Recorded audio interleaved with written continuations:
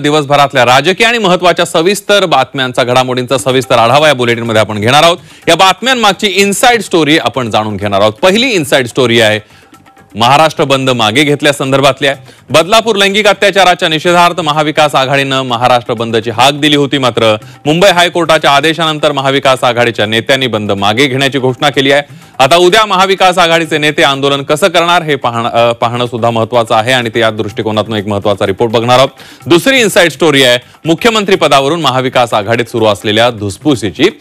मुख्यमंत्री पदाचा चेहरा ठरवा अशी आग्रही मागणी उद्धव ठाकरेंनी केली आहे, मात्र काँग्रेस आणि राष्ट्रवादीला ती भूमिका मान्य नाही आहे। मुख्यमंत्री पदावरून महाविकास आघाडीमध्ये वादाची ठिणगी कशी पडलेली आहे त्या संदर्भातली एक इनसाइड स्टोरी पाहणार आहोत। आणि तिसरी मोठी बातमी आहे शरद पवार यांनी भाजपचा मोहरा फोडल्याची।